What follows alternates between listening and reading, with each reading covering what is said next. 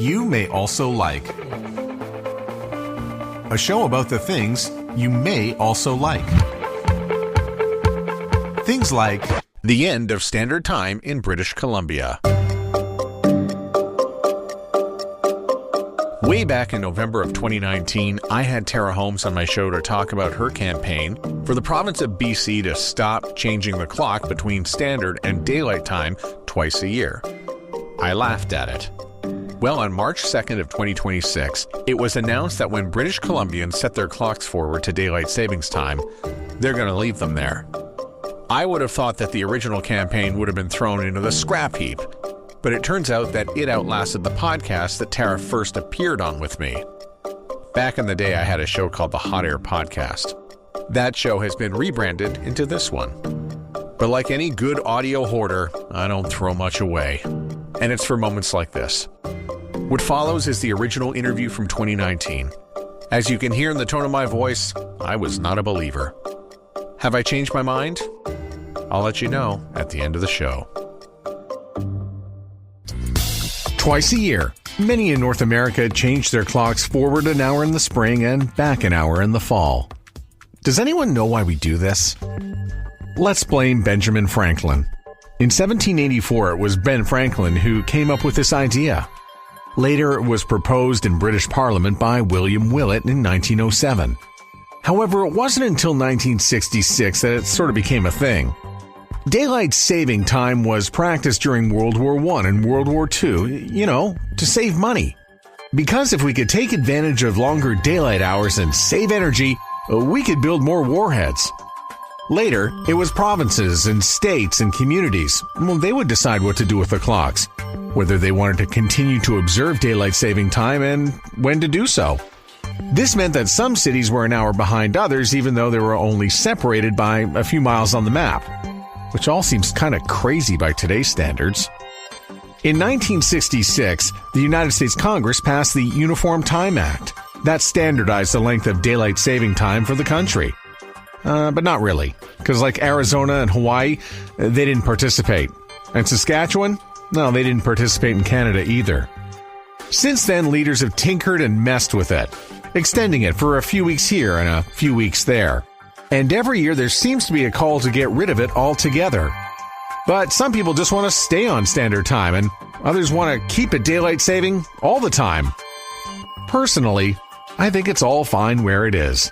I'm not too fussed about the clocks going back and forth, so long as I can enjoy my summer evenings with lots of daylight. But I did speak to somebody who wants to put an end to it in their part of the world. Tara Holmes is from Kamloops, British Columbia, and heads up a group called Stop the Time Change. I reached out to her in Kamloops. And yes, this is the same Tara Holmes, the matchmaker that we spoke to back in episode 18. So why are you so passionate about stopping the time change? It certainly seems like such a weird thing to be passionate about.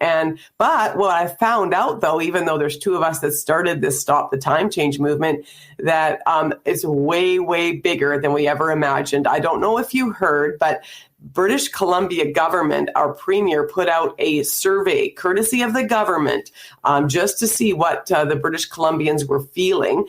And would you believe it was the top responded to survey in the history of government surveys on this topic, even more so than cannabis. So obviously, just the two of us here in Kamloops, we're onto something. What did the survey say? So 93% of those surveyed, and there was 223,000 British Columbians. And let's face it, people don't like filling out surveys. So people are pretty passionate about it. 93% of those surveyed chose to stay permanently on daylight time, which we are on now until tonight when we fall back. But 93% of them. But they also prefaced it that I think I saw 68% would really just want to do it if California and some of your neighboring states did as well. Right. So there seems to be a lot of interest in what those states are doing. They did have votes as well. Their numbers were also extremely substantial, like 92-6 in one of them, I think Washington State. They're in a different situation. So even though they're moving towards this, they have to get approval from Congress, whereas our premier, Mr. Horgan, does not need approval from anyone now that he's submitted the legislation, he basically has the power to stop it anytime now. Like, he just has to pull the pin on it and it happens.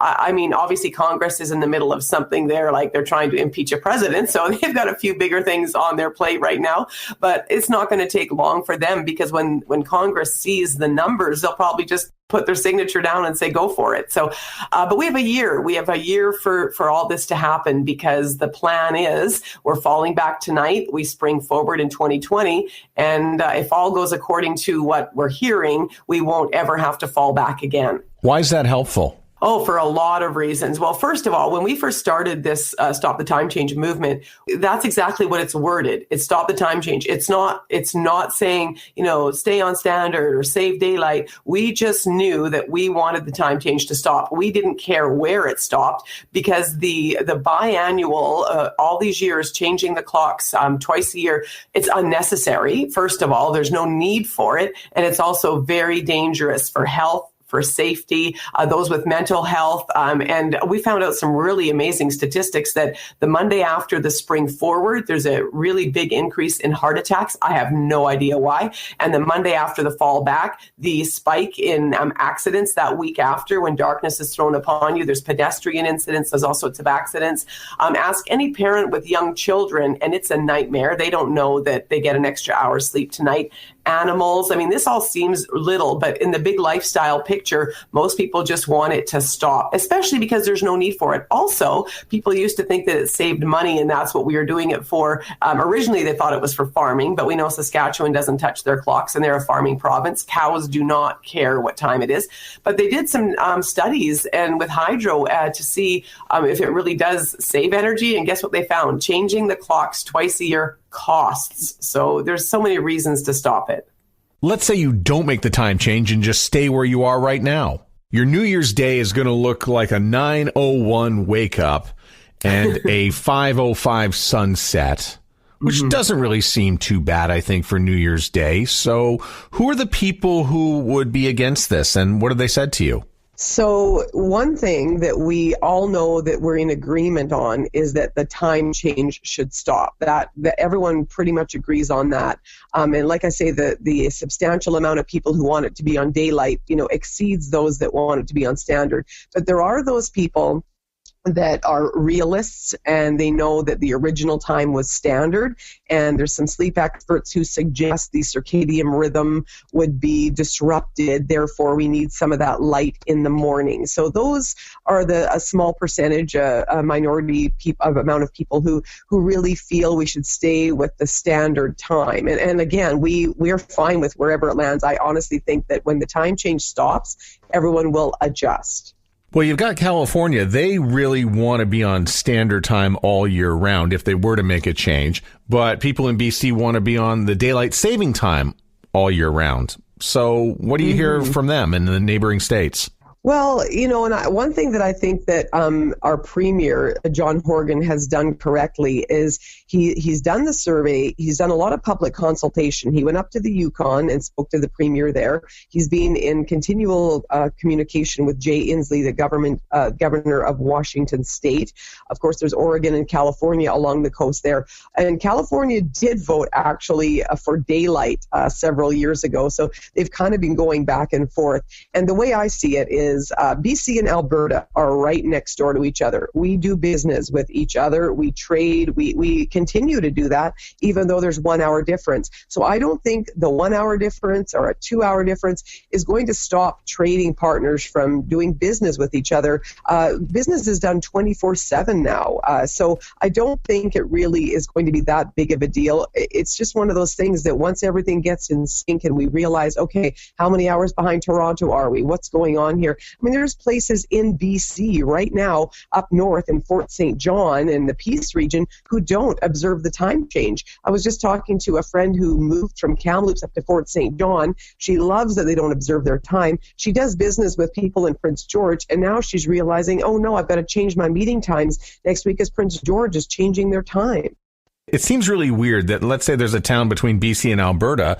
One town's going to be 2 hours ahead of the other. That seems odd. Yeah, I'll tell you what else is odd. In BC right now, Creston and Cranbrook are like right next door to each other, and they're 1 hour difference. And so if you're making a doctor appointment and you go for a little drive, they're 1 hour difference. So yeah, those kind of things happen. But what I feel is going to happen, and I know Alberta tried to do this. Saskatchewan doesn't touch their clocks. Manitoba was tabling this, and Ontario was in conversation on this. I think that once there's a leader in this, once a province stops the time change, the rest of the country will follow. They're just all sort of waiting for someone to sort of initiate it. And I think by us starting the conversation, putting in legislation, letting everyone wrap their heads around it, I think it gives everyone some time to sort of think, oh, okay, so this is how it's going to be. I mean, remember when smoking in bars was a thing and they started talking about banning it, and bar owners were up in arms saying they were going to close down, and everything ended up just fine. And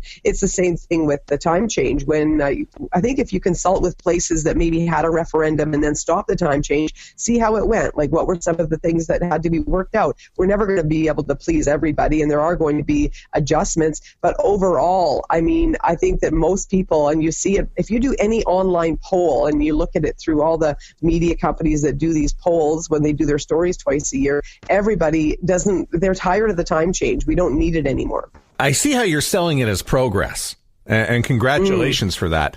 But you won't get me involved into this fight unless you put, say, standard time into my backyard in Manitoba, where in the summer I would have a 4:19 wake up with the sun. That would be my tee-off time at 4:19 in the morning. And we'd be ending our baseball games at 8:41 at night, as opposed to 9:41 right now. That seems stupid. No, I'm telling you now, that is stupid. No, I'm like, what, you want me to get out of bed at 4 in the morning to start my day in the sunshine, maybe tee off, that's my tee off time?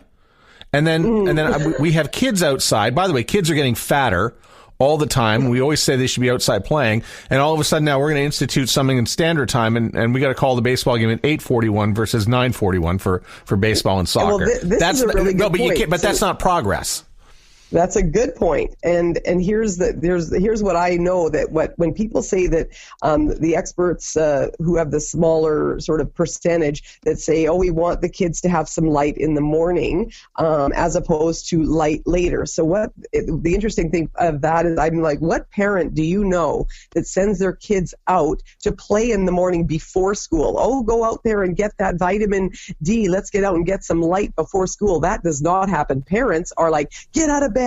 Get your breakfast eaten. Let's get your homework. Get your backpacks. We got to get you out the door. They get out the door. They get to school. And then the idea is you want the kids to have the light later after school so they can get out there. They can play. They can enjoy the light. And they don't have to walk home in the dark, which is much more dangerous, walking home in the dark after school, due to the fact that there's distracted drivers. And kids walk home at different times, by the way, after school. They're between 3:30 and 6 p.m. They might have basketball, choir, debate club. So they're walking home. The drivers are, after their long day of work, they're distracted. They're suddenly in darkness. It's way riskier, because when kids go to school in the morning, it's at the same time. And when drivers go to work, they're at their best after their night's sleep, and their phones aren't buzzing off. So, I mean, I see both sides. And like I say, I don't care where it ends. I just know it's got to end, whether it's on standard or whether it's on daylight. And you talk to the people who don't observe the time change, they laugh at us. They think it's quite hilarious. So in Alberta, there's a couple of men who've been working on this for over 50 years. Dave Matthews and Bill Creighton are a couple of guys who have been on this for a very, very long time. It's just, there's people who are working this for a long time. Well, I think we should clarify, no kids walk to school ever anymore. Exactly. But, and I can see, like, there was an argument in the 70s and 80s and perhaps in the early 90s where sending your kid to school in the dark, I mean, listen, kids used to get abducted at higher rates than they do today. There's way less crime with this stuff. So every kid's now getting a ride in their bubble-wrapped car to where they need to go. So I do see that side of it. And I do think that light later in the day is much better than light earlier in the morning. But over my dead body, are you bringing standard time to Manitoba? I can't justify losing the light at night, for the baseball and the soccer and the activities that go on, and having the sun wake up in my face at 4:19 a.m. Mm-hmm. And I don't know where Manitoba has been on their. They were doing a vote, like I don't know where they're at the moment on it, because I've obviously been so busy here in BC. But I'd like to find out where they're because the European Union has voted to stop their time change. Turkey abolished their time change about 4 years ago. It's hard to keep up because there's a lot of states that there was one state many years ago, Indiana, who tried it. It brought in the time change just to test, how it was with the cost of the energy. So there's all sorts of testing that are going on, and there's experts out there. Like, we're not experts as far as the sleep, the circadian rhythms, and workplace productivity. But boy, oh boy, there are some doctors and educators and scientists who've done thesis studies on this topic, and we're learning as we go. But overall, I think the one thing that everybody agrees on is that it's an unnecessary tradition. So what do we do about it? Well, we stop the time change, and then we see how it goes. Don't you think this would cause a little bit of personal hell for anybody who is developing software at Microsoft or Apple? That's a really, really good point. And that is one thing that actually has not come up in this because, okay, well, here's the thing. I think it was 2007 when the United States decided, let's just change when we change the time. Let's add a couple months on here because if you remember, the time change, was pretty broken down even, and now it's not. Like they just said, let's just change it by that time. And Canada followed suit. Canada said, okay, well, let's do what they do.